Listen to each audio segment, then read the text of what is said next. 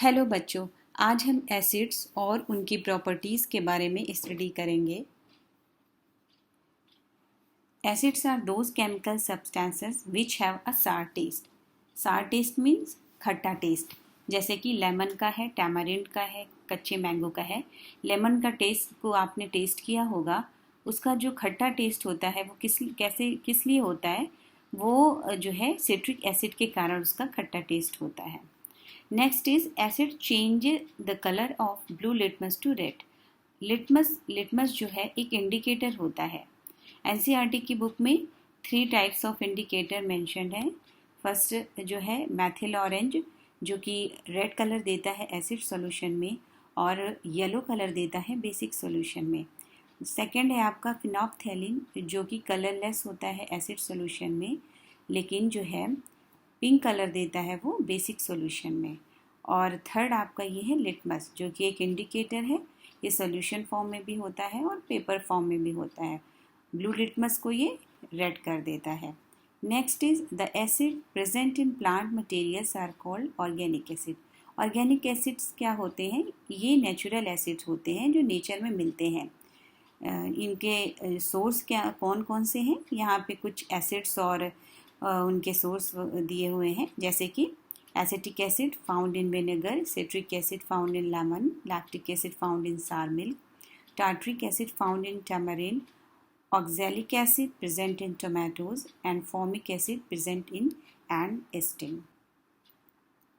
यहाँ इस पिक्चर में आपको कई सारे जो है एसिड के जो है सोर्स दिखाई दे रहे होंगे, जैसे कि ये टोमेटोज़ है, ऑरेंज है, लेमन है, सार कर्ड है, और यहाँ पे विनेगर भी है। विनेगर जो है नेचुरल भी होता है और सिंथेटिक भी होता है। अब ये है मिनरल एसिड्स और मैनमेड एसिड्स। अभी तो आपने जो है नेचुरल एसिड्स के बारे में जाना। अब मिनरल एसिड्स क्या होते हैं? ये जो अर्थ में की लेयर में जो है ये मिनरल्स मिलते हैं, ये उनसे ही बनाए जाते हैं। और ये मैनमेड, इसीलिए इनको मैनमेड कहा जाता है, क्योंकि ये नेचुरल नहीं होते हैं।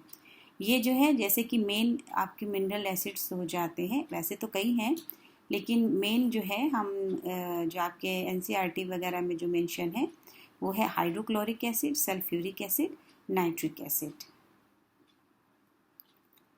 Strong acid and weak acid, ये जितने भी आप एसिड्स पढ़ते हैं ये इनको 2 कैटेगरीज में डिवाइड किया गया है, strong acid and weak acid.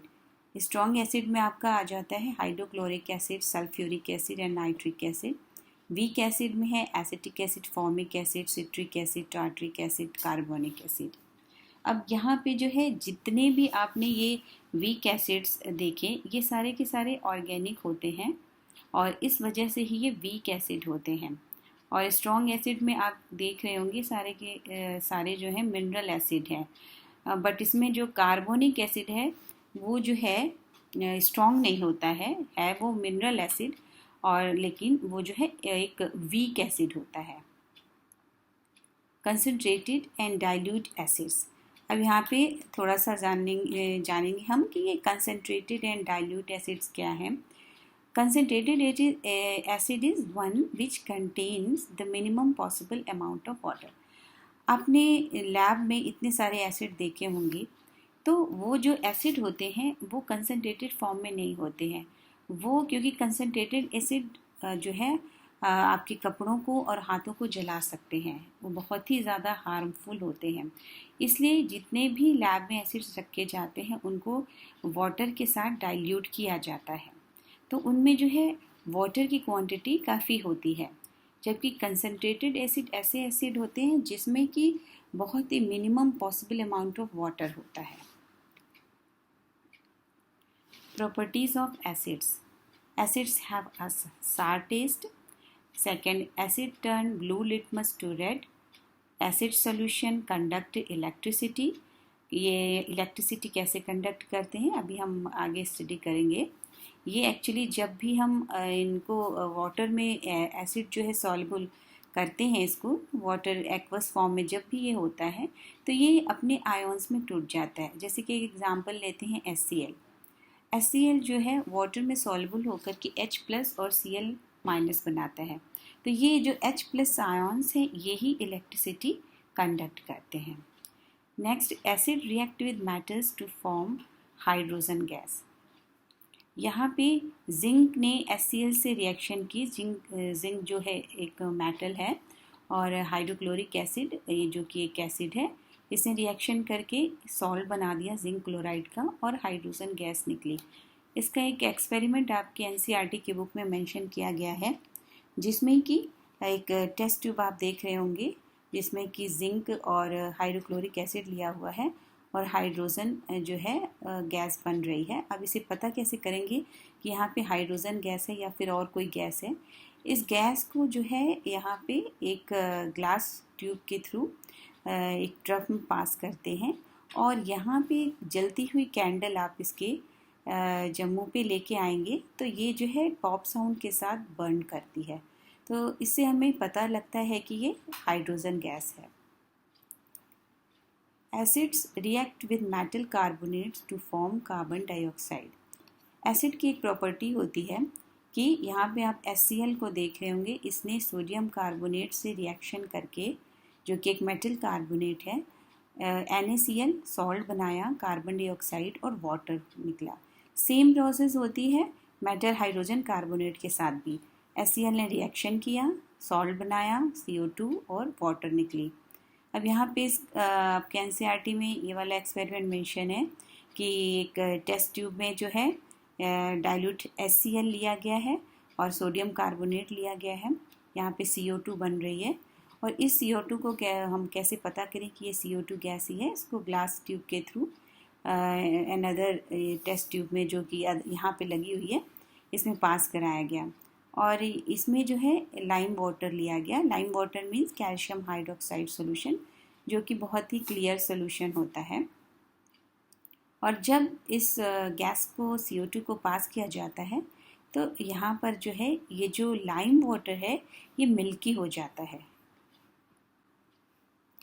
अब यहाँ पे देखिए रिएक्शन दी हुई है कि लाइम वाटर टर्न्स मिल्की। क्यों मिल्की हो जाता है? क्योंकि यहाँ पे ये यहाँ पे बीच अब में आप देख रहे होंगे ये है क्लियर लाइम वाटर और यहाँ पे जो आप सेंटर में देख रहे हैं पहले ये क्लियर होता है और जब हम इसमें CO2 पास कराते हैं तो इसका कलर ये बिल्कुल वाइट हो जाता है। और ये क्यों होता है? ये यहाँ पे आप इस रिएक्शन में देख रहे होंगे या CaOH वोल्ट वाइज लगा हुआ है और CO2 जब इसमें ऐड हो रही है तो कैल्शियम कार्बोनेट बनने के कारण जो कि एक प्रेसिपिटेट होता है, इसका जो कलर है वाइट हो जाता है। अब थोड़ी देर के बाद इसमें ज़्यादा देर तक यदि हमने CO2 पास किया, एक्सिस में पास किया, कैल्शियम कार्बोनेट पे CO2 हमने देर तक यदि पास किया तो इसमें कैल्शियम हाइड्रोजन कार्बोनेट बन जाता है। यहाँ पे देख रहे हैं आप एक बिल्कुल क्लियर वाटर है, यहाँ पे लाइम वाटर एकदम क्लियर सा हो गया है। क्यों? क्योंकि यहाँ पे इस क्लियर वाटर में ऐसा नहीं कि यहाँ कुछ भी नहीं बना, यहाँ भी बना है, यहाँ भी कैल्शियम हाइड्रोजन कार्बोनेट बना है जो कि सॉल्युबल होता है। इस वजह से ये बिल्कुल क्लियर सा हो जाता है। Okay, next, acids react with bases to form salt and water. ये बेसिकली एक न्यूट्रलाइजेशन रिएक्शन होती है। इसमें जो है एसिड और बेस मिल करके सॉल्ट बना देते हैं, वाटर बन जाता है। जैसे कि आप यहाँ HCl देख रहे हैं जो कि एक एसिड है, सोडियम हाइड्रोक्साइड है ये जो कि एक बेस है, रिएक्शन करके NaCl और H2O बन रहा है। इसका एक एग्जाम्पल हम लेते हैं न्यूट्रलाइजेशन रिएक्शन का। जैसे घर में किसी को एसिडिटी होती है तो उसको बेकिंग सोडा दिया जाता है या फिर इनो दिया जाता है। तो वो क्या करता है, बेसिकली जो बेकिंग सोडा होता है वो जो एक्सेस बॉडी में एसिड बनता है, HCl जो बन जाता है एक्सेस में, उस चीज़ को वो न्यूट्रलाइज कर देता है। इसी वजह से जो है बेकिंग सोडा दिया जाता है। Acid react with metal oxides to form salt and water. ये एक सिंपल रिएक्शन है, इसमें ज़्यादा आपको समझने की नहीं ज़रूरत है। इसमें एक 2-3 रिएक्शन दिया हुआ है। आप HCl जैसे कि सोडियम ऑक्साइड ने से रिएक्शन किया इसने तो सोडियम क्लोराइड और वाटर बना। मैग्नीशियम ऑक्साइड से रिएक्शन किया, तो यहाँ पे मैग्नीशियम क्लोराइड बना एंड वाटर बना, यहाँ पे कॉपर ऑक्साइड लिया गया है, कॉपर क्लोराइड और H2O बना। Acids have corrosive nature. Yes, acid जो होते हैं बहुत ही ज़्यादा कोरोसिव होते हैं। ये आपके हाथों को, कपड़ों को जला सकते हैं। और यहाँ पे ये जब भी कभी कहीं भी ज़्यादा क्वांटिटी में आते हैं तो उस पैकेट पे प्रिकॉशन के रूप में ये लिखा होता है कि ये जो है कोरोसिव है। तो इसको आप जो है बहुत ही केयर से आप इसको हैंडल करिए। तो जो है इसी वजह से जितना भी लैब में आपने देखा होगा एसिड, वो जो है डाइल्यूट फॉर्म में होता है, ना कि कंसनट्रेटेड फॉर्म में। What happens to an acid or base when dissolved in water? मैंने अभी बताया था आपको कि जो है जब भी आप किसी एसिड को या फिर किसी बेस को डिज़ोल्व करते हैं तो वो अपने आयॉन्स में टूट जाती है। जैसे कि HCl जो कि एक एसिड है, H+Cl- आयॉन्स बना, NaOH Na+ और OH- आयॉन्स, ये एक्वस फॉर्म में जो क्या होते हैं, और यही टूट करके जो ये हाइड्रोजन आयॉन्स हैं ये एक्वस फॉर्म में इलेक्ट्रिसिटी कंडक्ट करते हैं। ये जो है जब ड्राई होते हैं तब नहीं करते, बट जब ये एक्वस फॉर्म में होते हैं, वाटर में सॉल्युबल जब होते हैं, तो ये अपने आयॉन्स में टूटने के कारण ही जो आयॉन्स इसमें H+ बना वही इलेक्ट्रिसिटी को कंडक्ट करता है। What happens when water is mixed with an acid or a base? A concentrated acid is one which contains the minimum possible amount of water in it. ये मैंने अभी आपको बताया था पहले कि कंसनट्रेटेड और डाइल्यूट एसिड क्या होते हैं और कंसनट्रेटेड एसिड को डाइल्यूट कैसे किया जाता है। इस प्रोसेस को करने के लिए हम एसिड को जो है वाटर में बहुत ही धीरे धीरे सावधानी से प्रिकॉशन के साथ स्टर करते हुए मिलाते हैं, क्योंकि ये प्रोसेस जो है काफ़ी ज़्यादा एक्सोथर्मिक प्रोसेस है। Exothermic process means high heat producing process.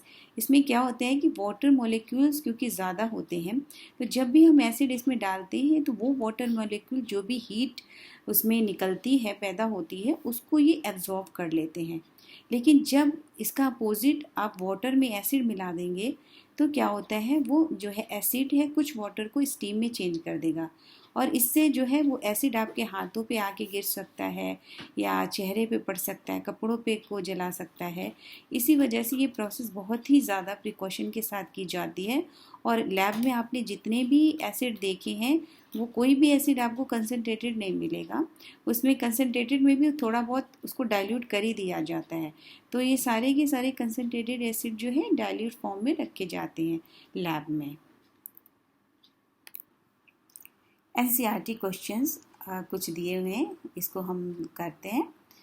How is the concentration of hydronium ions affected when a solution of N acid is diluted? जब भी आपने किसी भी सॉल्यूशन को डाइल्यूट किया एसिड को, तो जाहिर सी बात है उसमें क्या हो जाएगा, हाइड्रोनियम आयॉन्स कम हो जाएंगे। How is the concentration of hydroxide ions affected when axis base is dissolved in a solution of sodium hydroxide? यहाँ पे हाइड्रोक्साइड आयन का भी सेम चीज़ होगा, बेस में जो है OH- आयन्स क्या होंगे, कम हो जाएंगे। While diluting an acid, why is it recommended that the acid should be added to water and not water to an acid? मैंने अभी आपको बताया कि एसिड को जो है वाटर में ऐड करना चाहिए, क्योंकि ये हाईली एक्सोथर्मिक प्रोसेस है और बहुत ही ज़्यादा क्वांटिटी में हीट निकलती है। और वाटर मॉलिक्यूल क्योंकि ज़्यादा क्वांटिटी में होते हैं वो इस हीट को एब्जॉर्ब कर लेते हैं, तो इससे ख़तरा नहीं होता। लेकिन यदि आप जस्ट इसका उल्टा करते हैं, वाटर को एसिड में डालते हैं, तो जो है ऐसे एसिड जो है वाटर की कुछ क्वांटिटी को स्टीम में बदल देता है और वो स्टीम आपके हाथों को जला सकती है, एसिड को आपके हाथों में आपके हाथों पर पड़ सकता है। Why does an aqueous solution of an acid conduct electricity? Aqueous solution में जो है एसिड क्या हो जाता है, आयॉन्स में टूट जाता है और हाई मात्रा में, जैसे कि HCl है, उसने H+Cl- आयॉन्स बनाया। अब यहाँ पे जो H+ आयॉन्स है वही इलेक्ट्रिसिटी को कंडक्ट करते हैं, जबकि ऐसा ड्राई फॉर्म में नहीं होता है। Do basic solutions conduct electricity? Yes, basic solution भी इलेक्ट्रिसिटी कंडक्ट करते हैं। तो आज के लिए बस इतना ही। Okay, bye bye, next video में फिर मिलते हैं।